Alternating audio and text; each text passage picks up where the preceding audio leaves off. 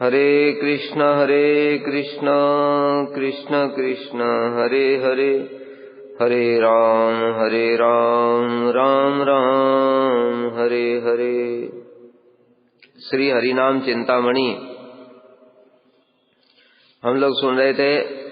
श्री चैतन्य महाप्रभु ने हरिदास ठाकुर जी से प्रश्न पूछा, जीवों का उद्धार कैसे होगा।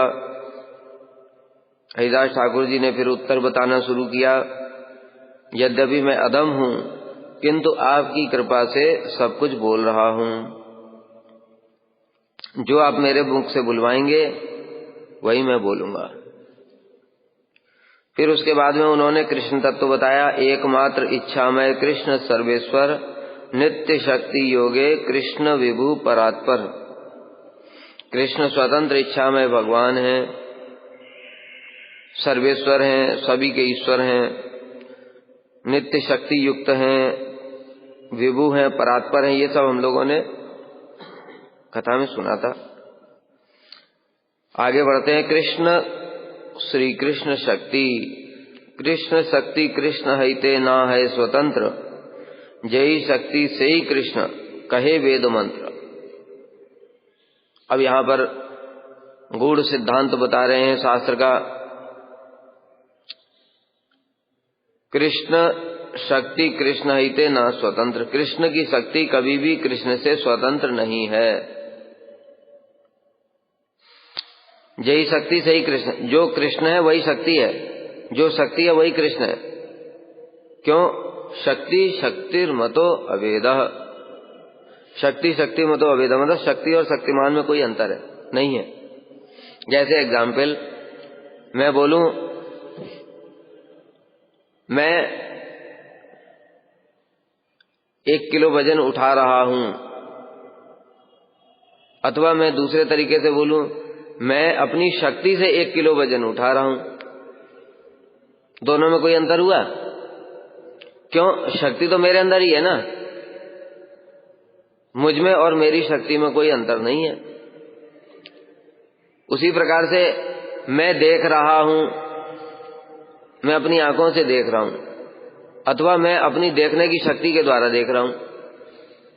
आंखें होने पर भी देखने की शक्ति नहीं है तो नहीं देख पाएगा, ठीक है। आंखों में देखने की शक्ति है। जैसे बहुत सारे अंधे होते तो आंखें तो उनकी भी होती हैं कि नहीं, लेकिन आंखों में देखने की शक्ति नहीं है। समझ गए? तो इसलिए शक्ति और शक्तिमान में भेद नहीं है। उसी प्रकार से भगवान भी है। बस अंतर क्या है? अंतर यह है कि मैं चाहूं कि अपने मेरे अंदर जो शक्ति है, खाने की शक्ति, देखने की शक्ति, गाने की शक्ति और जितनी शक्तियां हैं, उन सबको एक एक रूप दे दूं, होगा?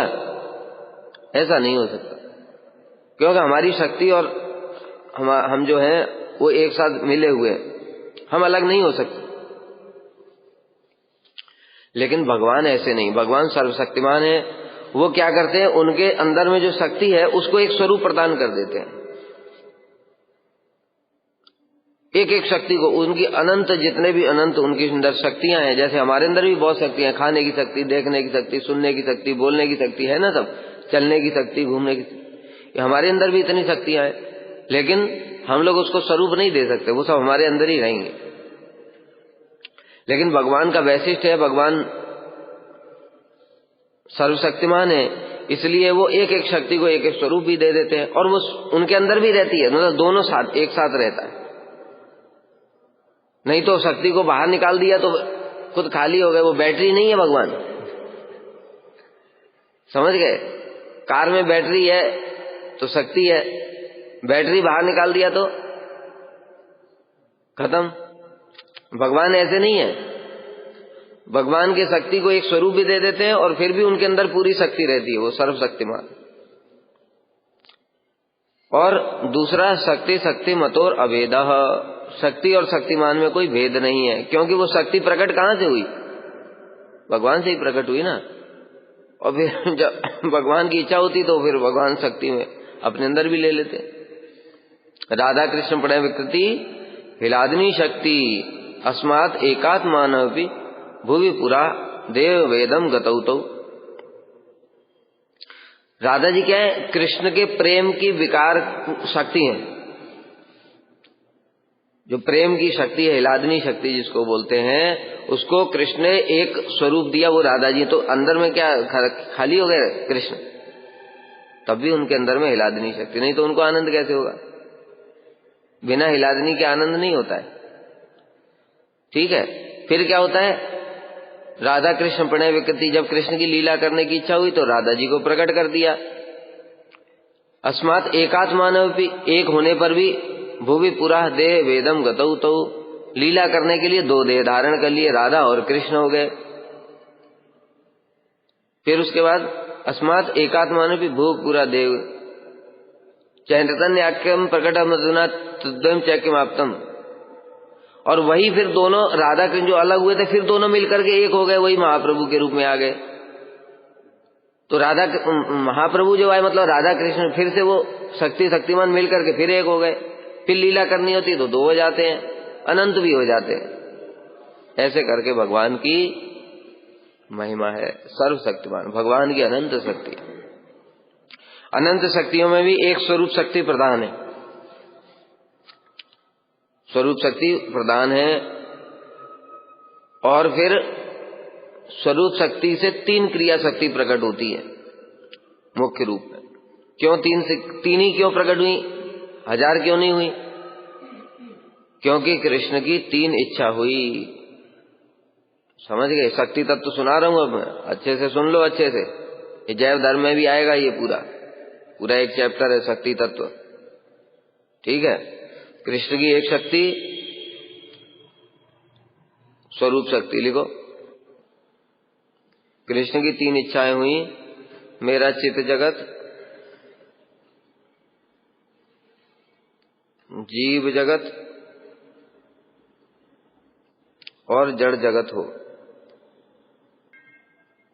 तो कृष्ण की जो स्वरूप शक्ति थी, उसने भगवान की इच्छा को जान लिया। भगवान की स्वरूप शक्ति, स्वरूप माने उनके अंदर ही है, स्वरूप में है, इसलिए वो भगवान की इच्छाओं को जानने वाली है। भगवान की इच्छा को कोई नहीं जान सकता है, लेकिन वो अपनी स्वरूप शक्ति है ना उनकी, इसलिए उसने कृष्ण की इच्छा को जान लिया।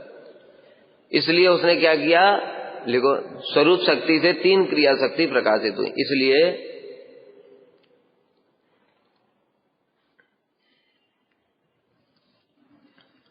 स्वरूप शक्ति से 3 क्रिया शक्ति प्रकाशित हुई हैं। पहला चित्त शक्ति। चित्त शक्ति पूर्ण है, इससे चित्त जगत प्रकट होता है। स्वरूप शक्ति से ही चित्त शक्ति प्रकाशित हुई। चित्त शक्ति, स्वरूप शक्ति पूर्ण है, चित्त शक्ति भी पूर्ण है। चित्त शक्ति से चित्त जगत प्रकट हुआ। अब समझो, देखो, चित्त शक्ति पूर्ण है तो चित्त जगत जो प्रकट हुआ वो भी पूर्ण है। वहां जो कुछ भी प्रकट होता है वो सब पूर्ण होता है। ठीक है। दूसरा, स्वरूप शक्ति का अंश जीव शक्ति। स्वरूप शक्ति का अंश जीव शक्ति, तो यह है अंश। तो जो अंश है, तो इससे जो प्रकट होगा तो वो भी अंश होगा। इसलिए जीव शक्ति से जीव प्रकट होते हैं। जीव शक्ति से क्षुद्र जीव प्रकट होते हैं। हम लोग वही हैं, जीव शक्ति वाले।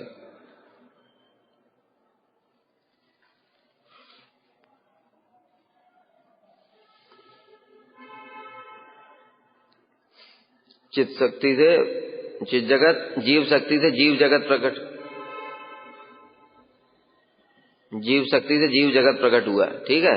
जीव जगत मतलब जितने भी जीव हैं, तटस्था शक्ति भी बोलते हैं इसको, लिख दो ब्रैकेट में, इसको तटस्था शक्ति भी बोलते हैं। लिखा? बहुत इंपॉर्टेंट है ये पॉइंट, शक्ति तत्व। ये समझ में नहीं आया तो सिद्धांत समझ नहीं आएगा, जैव धर्म बिल्कुल भी। अब इसको तटस्थता क्यों कहते हैं, इसको समझो बात को। इधर देखो सब, अब लिखना बंद करो, अब ध्यान से समझो। बार बार सुनना इसको, बार बार पढ़ना। ब्रह्मांड के पार बिरजा नदी, बिरजा नदी के बाद में जैसे नदी है हमारी गंगा नदी, उसका तट होता है ना, तट, वहां पर क्या है, बालू होती है, देखा ना, बालू होती है। और फिर उसके बाद में जब बालू खत्म हो जाती है तो फिर रोड, घर वर ये सब चालू हो जाते हैं। उसी प्रकार से बिरजा नदी का जो तट है, वहीं पर जीव शक्ति का अवस्थान है, तटस्था शक्ति वहीं पर रहती है, समझ गए।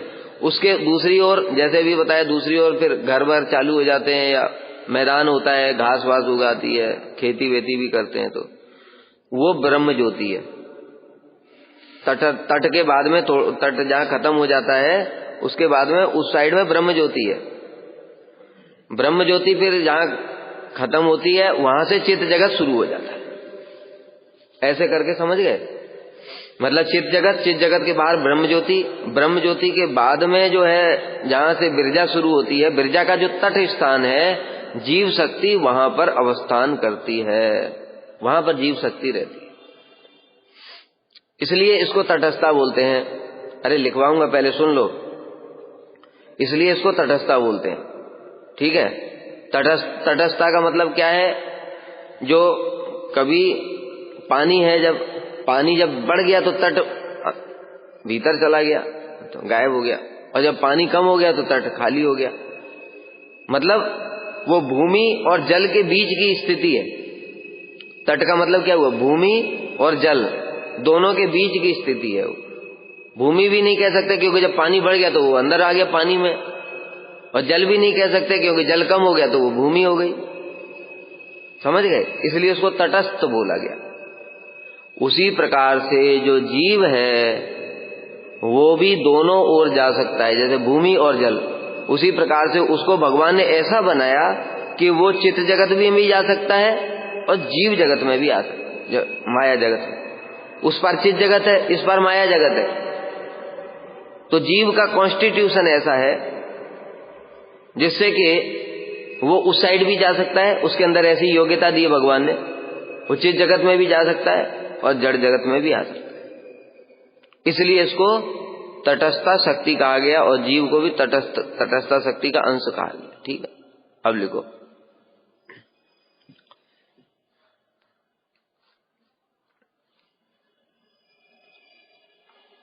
खत्म हो जाए तो पेज ले लेना इसे किसी से। लिखो तटस्थ। तटस्थ का अर्थ, तट, नदी के किनारे के भाग को तट कहते हैं, क्योंकि वह कभी जलमग्न हो जाता है, क्योंकि वह कभी जलमग्न हो जाता है और कभी भूमि के रूप में दिखाई देता है। उसी प्रकार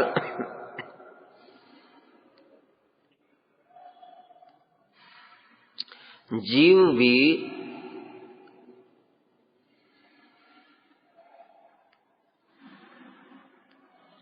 चित्त जगत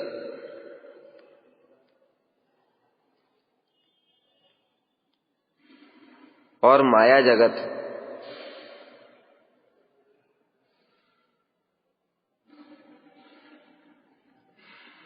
के बीच के तटस्थ स्थान पर प्रकट होता है। चित्त जगत और जड़ जगत के बीच के तटस्थ स्थान पर प्रकट होता है, तथा भगवान की इच्छा से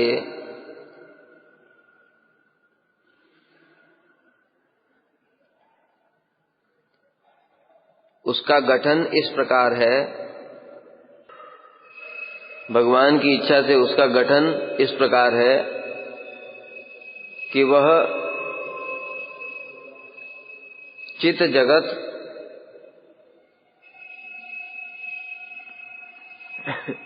और माया जगत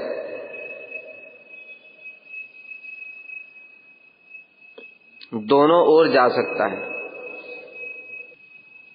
समझ में आ रहा है? क्या समझ आया?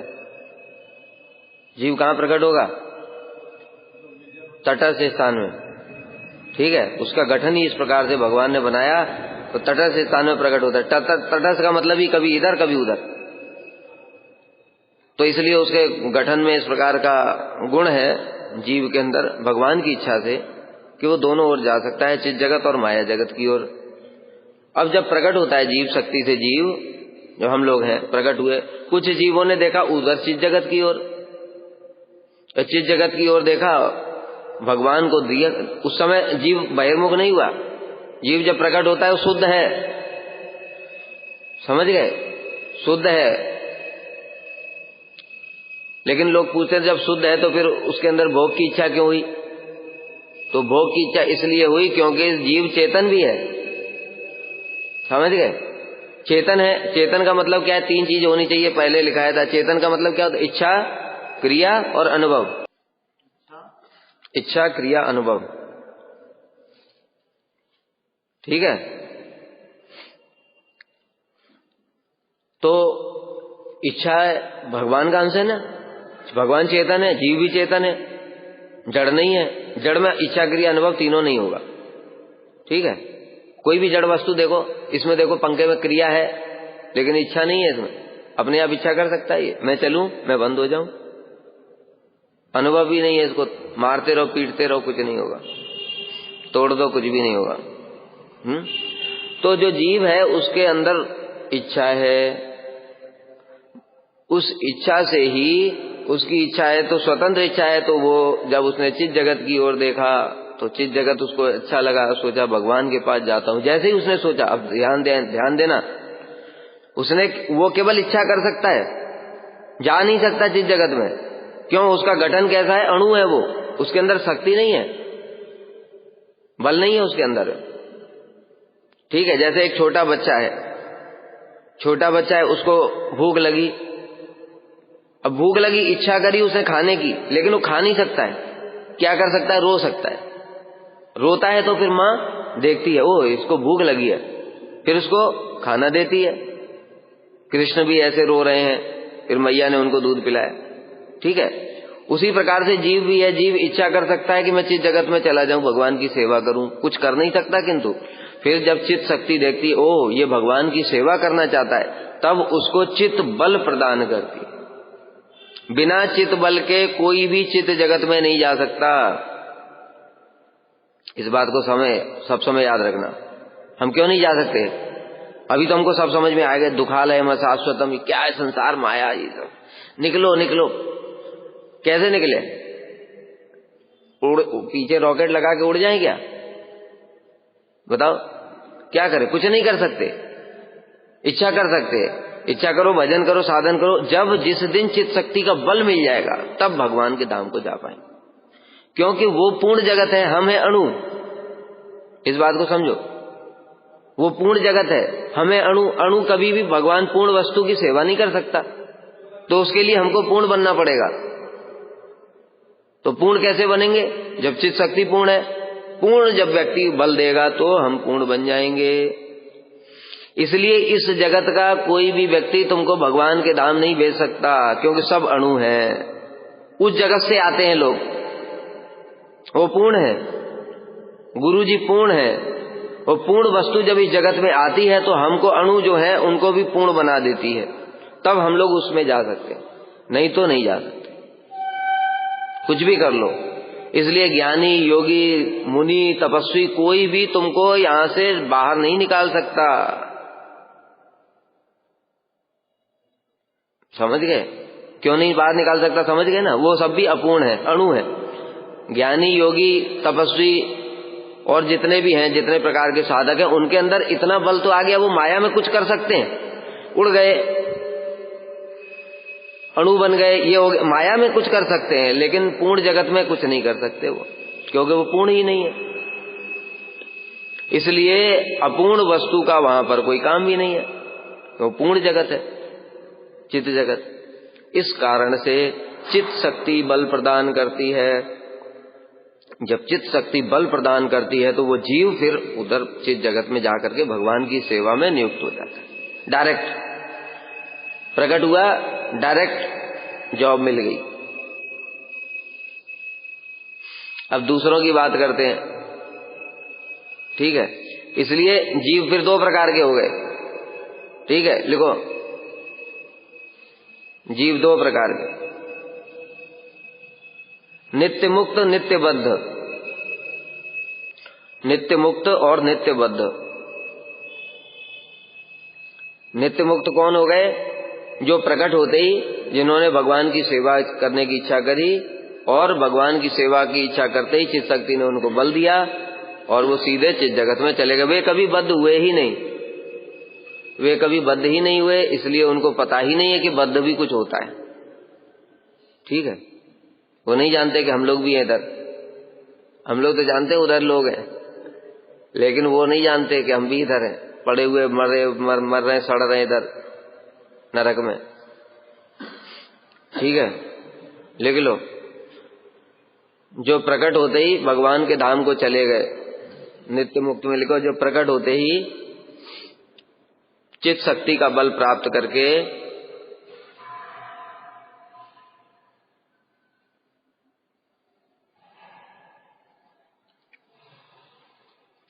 भगवान के धाम चले गए।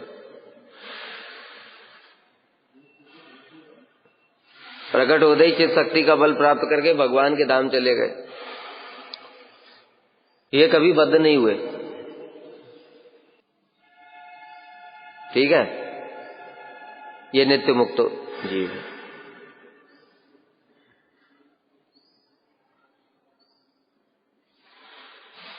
दूसरा हो गया बद्ध जीव, नित्य बद्ध। नित्य बद्ध जीव दो प्रकार के, नित्य बद्ध, ठीक है, एक मुक्त जीव, एक बद्ध जीव। मुक्त जीव हो गए नित्य मुक्त, वो तो कभी प्रकट होते ही चले गए धाम को। दूसरे हो गए बद्ध जीव। बद्ध जीव दो प्रकार का, लिखो, नित्य बद्ध और बद्ध मुक्त। बद्ध जीव दो प्रकार के, नित्य बद्ध और बद्ध मुक्त।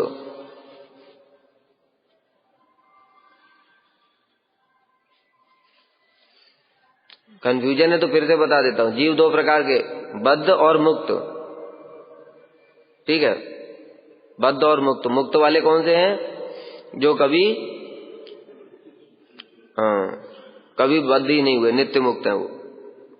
और बद्ध जीव दो प्रकार के, बद्ध मुक्त और नित्य बद्ध।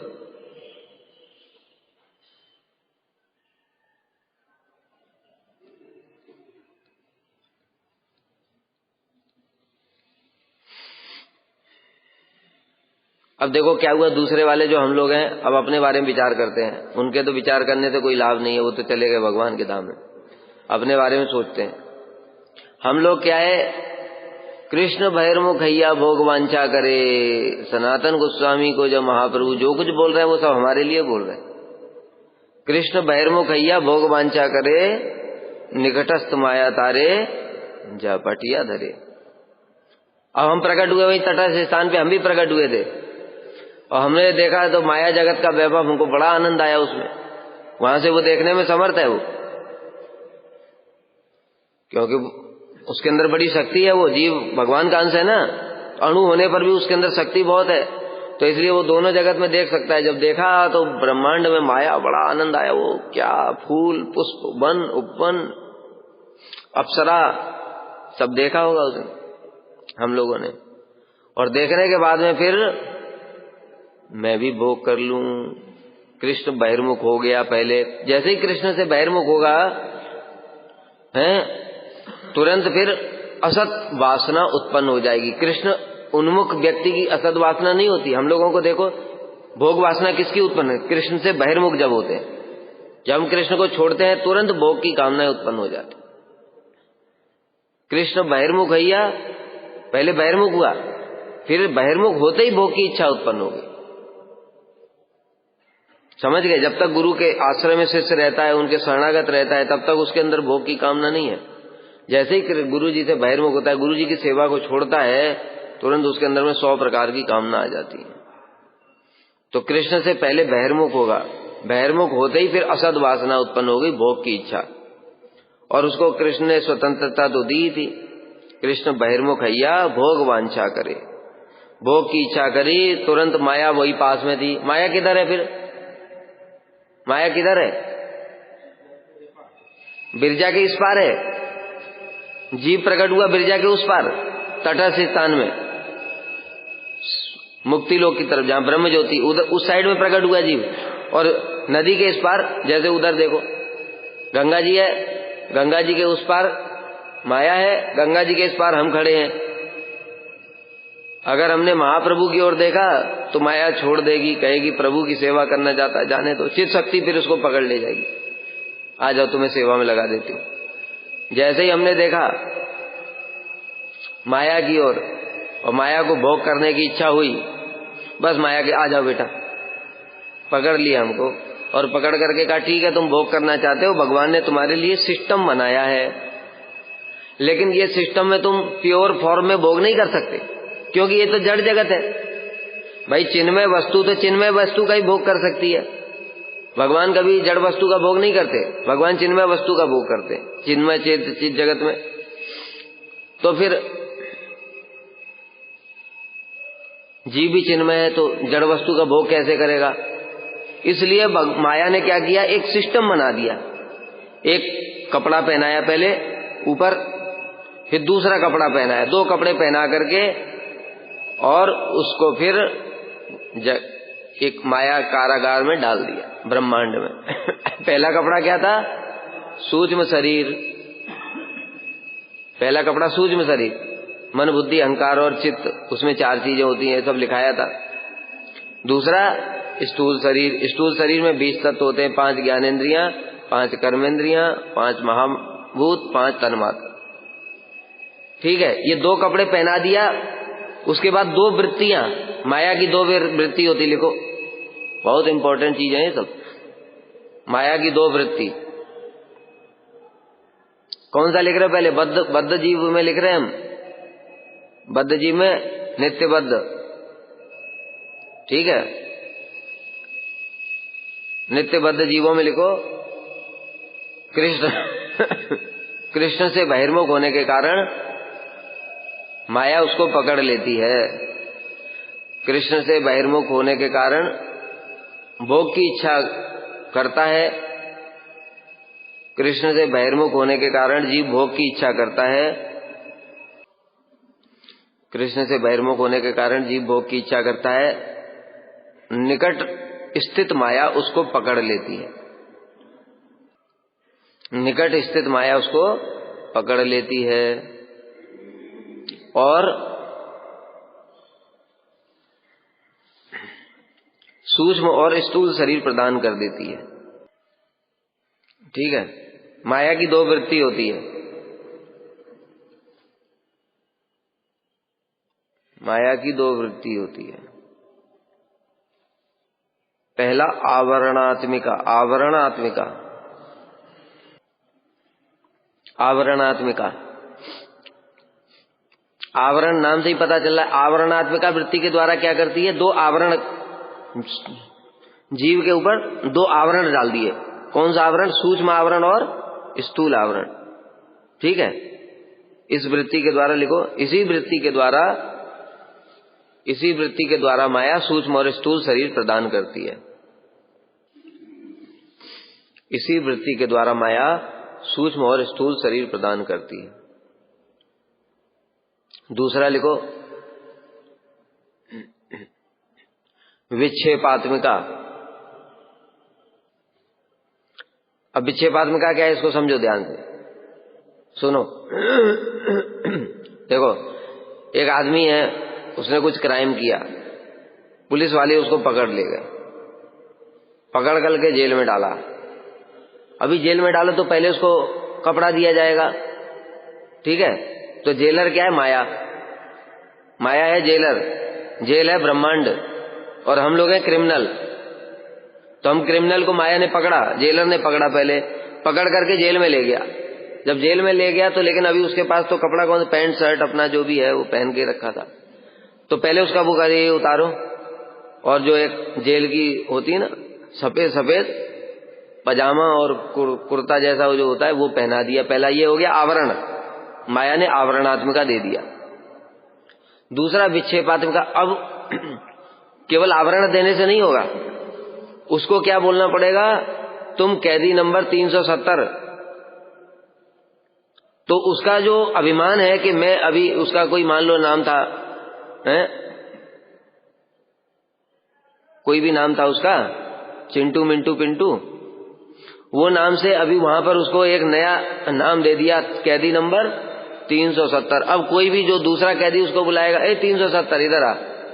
जेलर कैसे बुलाएगा, जब अटेंडेंस लगती है ना तो वो चिंटू पिंटू नाम से नहीं लगती है, क्या नाम से लगेगी, 370 हाजिर हूं, हाथ उठाना पड़ेगा, समझ गए।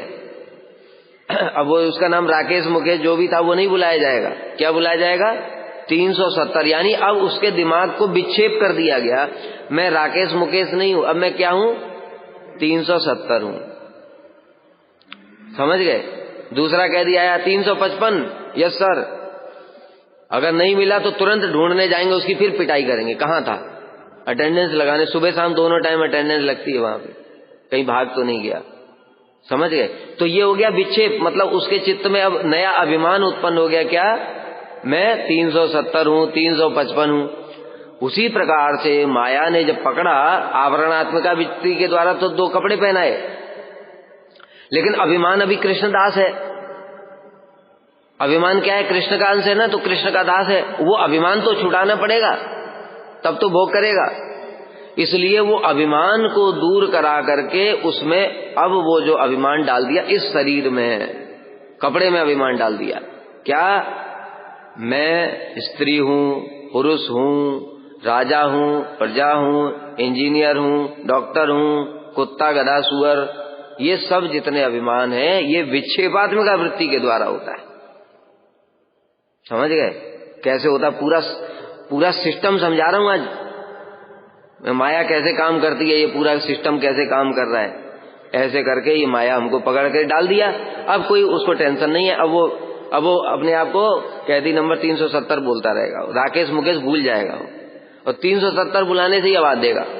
और अगर उसको बहुत ज्यादा समय हो गया तो मान लो 40 साल जेल में ही हो गए, अब उसको अपना पुराना नाम भी याद नहीं रहेगा, कोई बुलाएगा तो जाएगा ही नहीं उस नाम से। ऐसी हमारी स्थिति हो गई, अनंत काल से हम भूल करके माया में पड़े रहे। तो यही जो स्थूल अभिमान है, यही हमारा कभी राजा, कभी प्रजा, कभी स्त्री, कभी पुरुष, कभी स्वर्ग, कभी, तो अपना जो शुद्ध अभिमान था वो भूल ही गए। जैव धर्म के प्रारंभ में ये सब ठाकुर भक्ति विनोद में, नैमित्तिक धर्म जब बहुत लंबे समय तक होता है तो वो नित्य के रूप में अपना परिचय देता है, ये ऐसे, ये हमारा नैमित्तिक धर्म है शरीर, लेकिन बहुत लंबे समय से उसी को हम पालन करते आ रहे हैं, तो अब हमको लग रहा है यही नित्य धर्म है, मैं शरीर ही हूं। इस प्रकार से जीव अनंत काल से माया में फंसा हुआ है। विक्षेपात्मक वृत्ति समझ में आई, इससे अच्छा और कुछ नहीं समझाया जा सकता, ठीक है। नहीं समझ में आया तो बार बार सुनो और पढ़ो, याद करो, लिखो।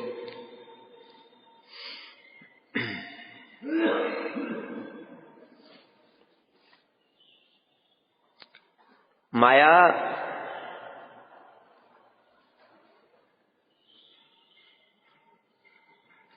सूक्ष्म और स्थूल विक्षेपात्मिका में लिखो, माया सूक्ष्म और स्थूल आवरण प्रदान करके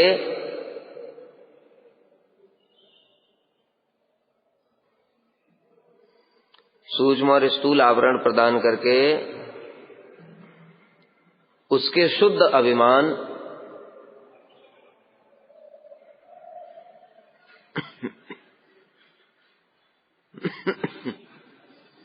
ब्रैकेट में लिखो जीव कृष्णदास, मतलब शुद्ध अभिमान मतलब कृष्णदास, ब्रैकेट में मेरा नाम लिख दो।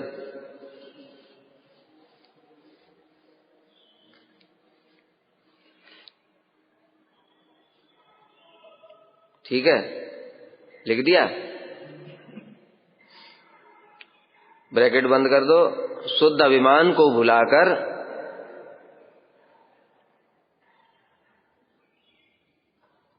दो आवरण प्रदान करके शुद्ध अभिमान को भुलाकर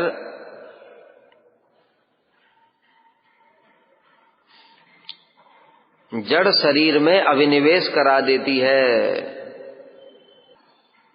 समझ गए? ये विक्षेपात्मिका वृत्ति होगी। विक्षेप का मतलब क्या है? अभिमान को भुला करके, शुद्ध अभिमान को भुला करके शरीर में अभिनिवेश कराना, यह है विक्षेप। और आवरण क्या है? आवरण तो पहले ही पता चलता है, सर नाम से ही पता चला, कपड़ा। आवरण मतलब कपड़ा, इसलिए याद करने का तरीका बता रहा हूं, भूल जाओगे बार बार दो वृत्ति को। आवरण मतलब कपड़ा। आवरण किसको कहते हैं? ढक दिया, वही तो आवरण होता है, ढकना। ढकेंगे किससे? कपड़े से ढकेंगे। तो जीवात्मा को दो कपड़े से ढक दिया। उसके बाद में कपड़े से ढकने से कुछ नहीं होगा। जैसे खाली कैदी को अगर तुमने खाली कपड़ा दे दिया, लेकिन अभी उसका नाम क्या है? राकेश, मुकेश, जो भी है। अब उसको क्या करना पड़ेगा? विक्षेप कराना पड़ेगा, पुराने नाम को भुला करके नया नाम देना पड़ेगा। तो इसलिए नया नाम दे दिया, कैदी नंबर 355, 370, 106, ऐसे करके, ये विक्षेप हो गया। तो माया ने भी वही हमको कैदी नंबर दे दिया, और उसके बाद हम ब्रह्मांड में अब अपने आप को कैदी ही मान रहे हैं। अब वो जेल के अंदर ही, फिर वो जेल के अंदर ही राजा हो जाते हैं, पता है? जो पुराने जो गुंडे हैं, जो मर्डर करके आए, वो जेल के अंदर ही राजा। वो मतलब जेल के अंदर ही सुख है उनको, और उनको जेल के बाहर भी अच्छा नहीं लगता। वही स्थिति हमारी, इसको बिल्कुल ऐसे ही समझो। जैसे जेल के अंदर ही आदमी को, जो पुराने फिर नए जो वो आते हैं ना गुंडे, उनको कहे पैर दबा ले।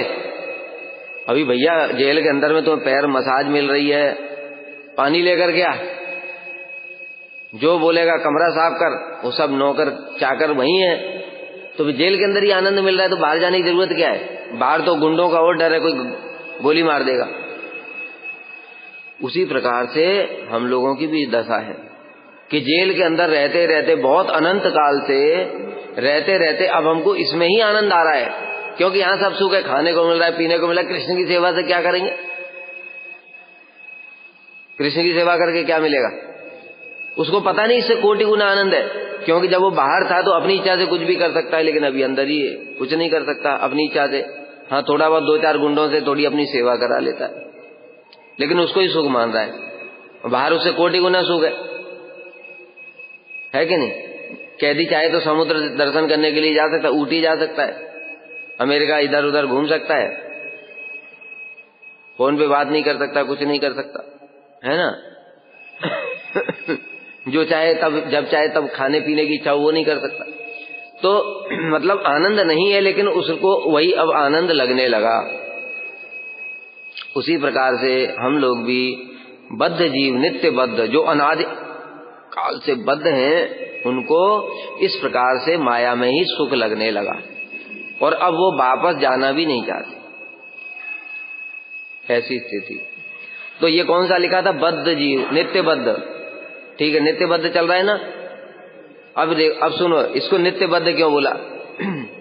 अब नित्य बद्ध का तो मतलब ये हो गया कि मतलब कभी वो मुक्त ही नहीं होगा। नित्य बद्ध, नित्य का मतलब यही होता है, जो पहले भी था, अभी भी, आगे भी रहेगा। लेकिन इसका ये मतलब नहीं है। यहां पर नित्य बद्ध कहने से मतलब क्या है? क्योंकि जीव कब से बद्ध हुआ, उसके जो बद्ध का समय है वो किसी को भी पता नहीं, अनंत काल से बद्ध हुआ। क्योंकि काल की गणना कहां पर होती है? काल की गणना होती है इस ब्रह्मांड के अंतर्गत। काल की गणना होती है इस ब्रह्मांड के अंतर्गत। ये ब्रह्मांड की उम्र है 100 साल, ब्रह्मा जी के जो 100 साल होता है उम्र, उसके बाद तो ब्रह्मांड खत्म हो जाएगा। लेकिन काल से, ब्रह्मांड से परे जो जहां पर जीव प्रकट हुआ तटस्थ स्थान में, वहां तो कोई काल नहीं होता है, वहां कोई काल नहीं होता है। तो तब से वो बद्ध हुआ, तो फिर काल के लिए गणना कर नहीं सकते, इसलिए उसको बोला गया नित्य बद्ध।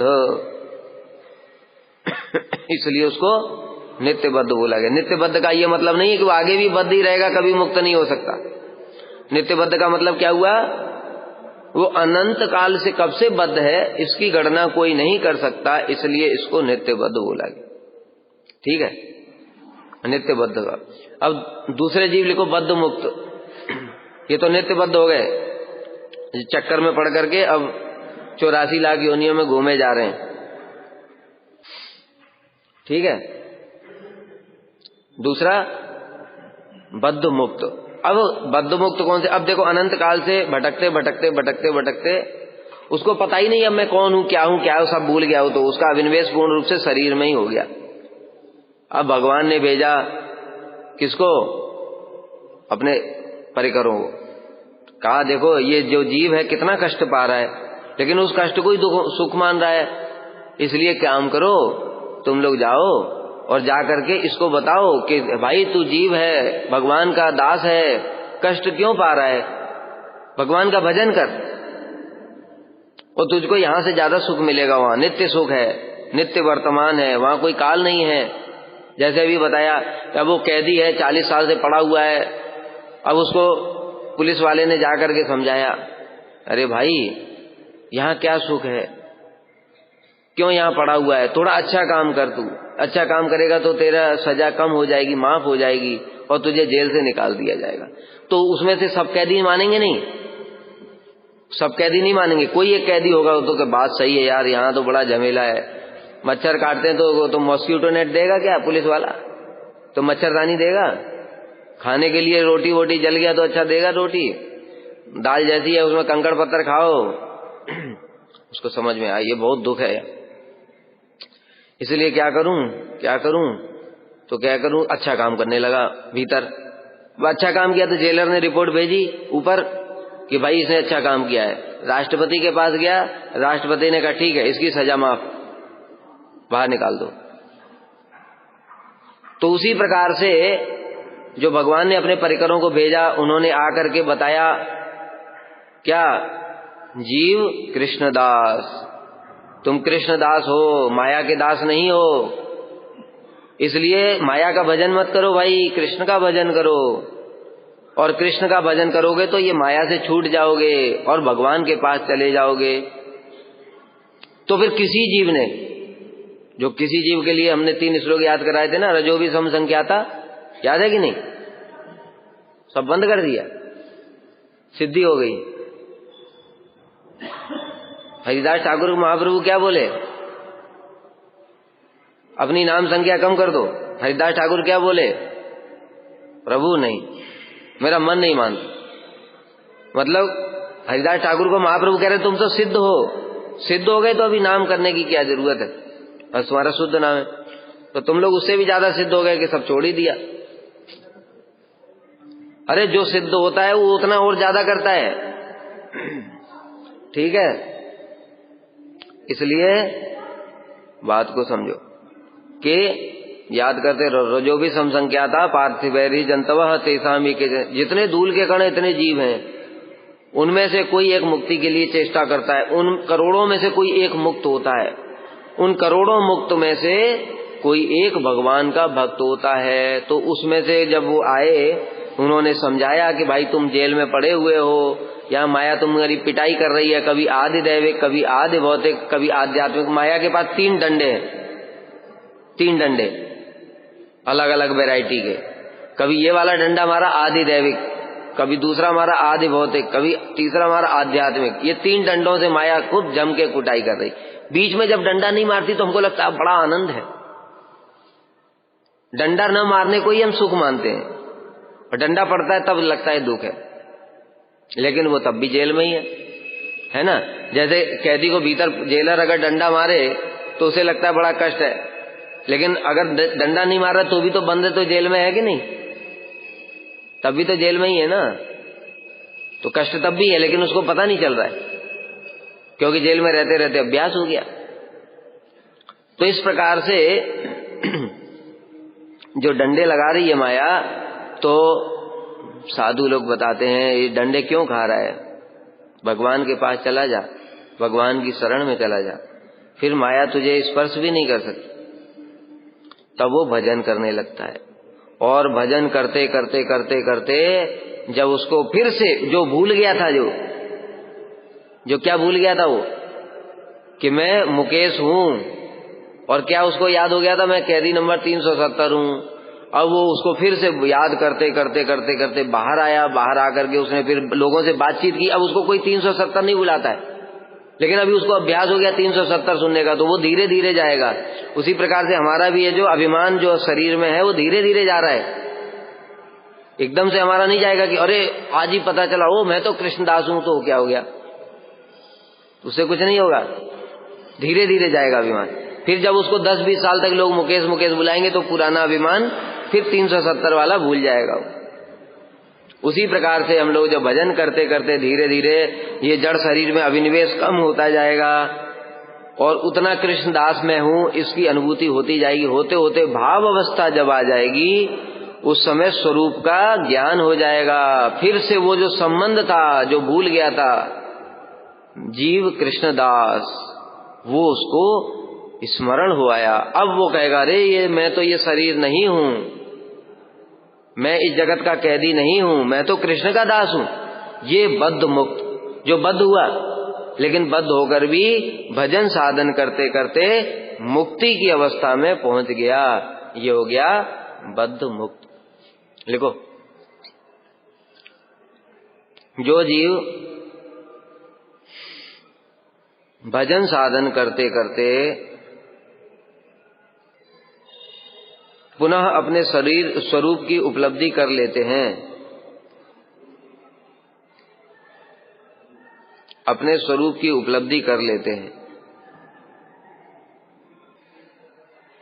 वे शरीर में रहते हुए भी मुक्त हैं।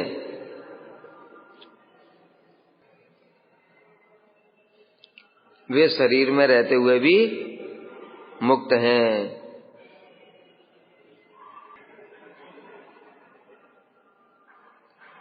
इनको क्या बोलेंगे? जीवोन्मुक्त, मुक्त महापुरुष, बद्ध मुक्त, ये सब मुक्त है। ठीक है।